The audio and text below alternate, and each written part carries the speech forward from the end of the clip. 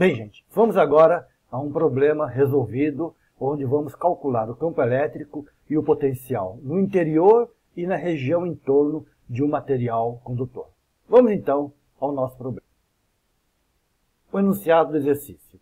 Uma carga pontual Q, igual a 1,25 vezes 10 a menos 9 coulombs, está bem no centro de uma casca esférica de raio interno R1 igual a 6,4 cm e externo R2 igual a 9,6 cm, feita de material condutor. Determine o campo e o potencial elétrico em todos os pontos do espaço. Vamos então à figura. Temos ali então a nossa carga pontual positiva Q no centro de uma casca esférica. É dado o valor do Q, são dados os valores dos raios internos R1 e o externo R2, ambos estão em centímetros, convém passar para metro, e além disso, deveremos usar o valor do ε0, a permissividade elétrica do vácuo. O problema pede para calcular o campo e o potencial em todos os pontos do espaço. Antes de iniciarmos o nosso problema, então vamos ver o seguinte. Temos ali uma carga pontual Q, essa carga vai gerar na região em torno dele um campo elétrico radial, conforme está ali mostrado na figura. Ora, esse campo elétrico, como nós temos ali um material condutor, ele vai fazer com que apareça o fenômeno da indução eletrostática no material condutor. Em outras palavras, o elétron, o portador de cargas negativas, serão atraídos pela carga pontual mais Q, que está lá no centro, de modo que na superfície interna da cavidade vai haver um acúmulo de cargas negativas. Na superfície externa da casca, de raio R2, haverá, portanto, uma falta de cargas negativas e então tudo acontece como se houvesse um acúmulo de cargas positivas na superfície externa. O problema, assim colocado, apresenta uma simetria esférica, de modo que tudo será melhor descrito em coordenadas esféricas. E, além disso, poderemos usar a lei de Gauss para calcular o campo elétrico. Vamos lá, então, ao nosso cálculo.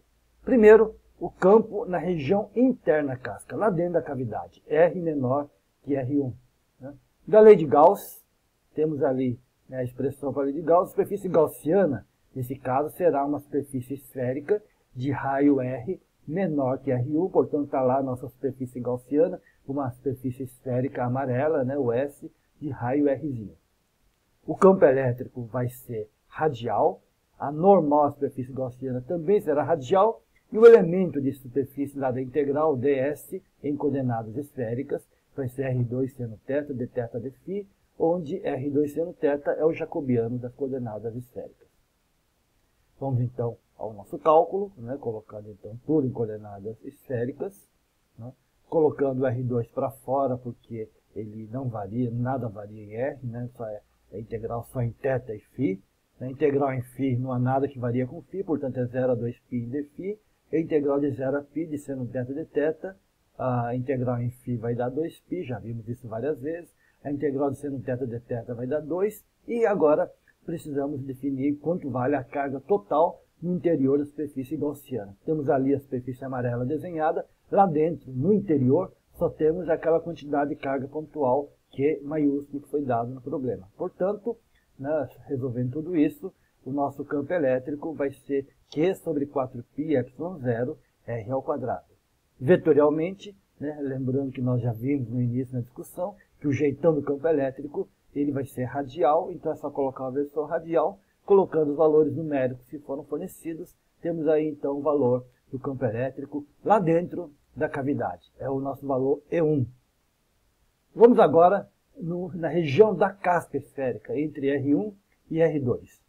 Já vimos que o campo elétrico no interior de um condutor em equilíbrio eletrostático é sempre zero.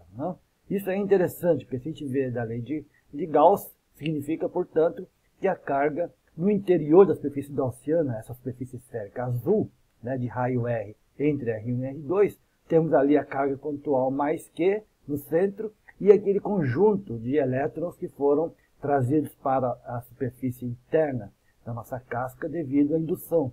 E essa soma deve ser igual a zero. Então, o campo elétrico igual a zero significa que a carga total também tem que ser igual a zero, ou seja, a soma das cargas mais Q e o conjunto de cargas negativas que estão lá na cavidade deve ser menos Q, para que então tenhamos uma carga total igual a zero.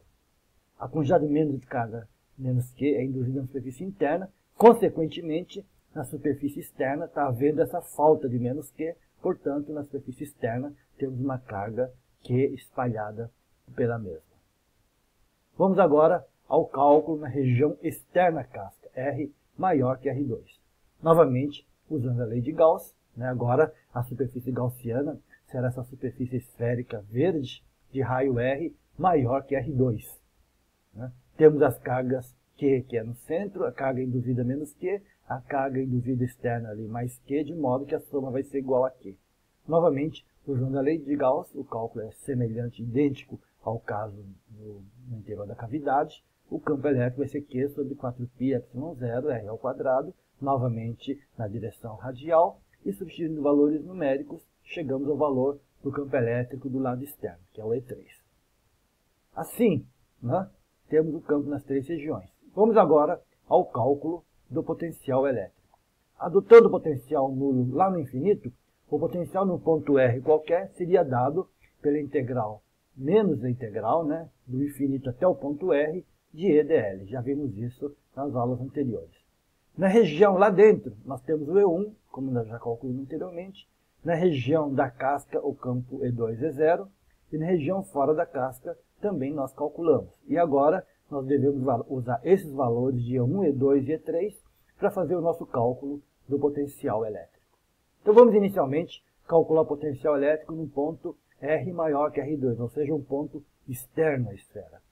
A integral do nosso potencial vai ser, então, menos a integral lá do infinito até o ponto R, e aí vamos usar somente o E3, porque nós estamos fazendo a integral só na região externa casca esférica.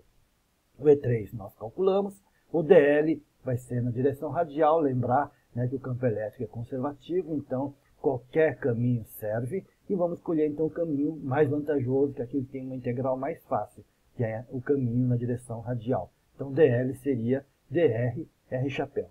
Escrevendo assim, nós temos que o potencial vai ser menos a integral do infinito até r, do módulo do campo elétrico, simplesmente dr. A integral de 1 sobre r2 vai dar 1 sobre r, o menos vai virar mais, e pronto, temos o nosso potencial elétrico para um ponto externo, R maior que R2, adotando o referencial nulo do potencial no infinito.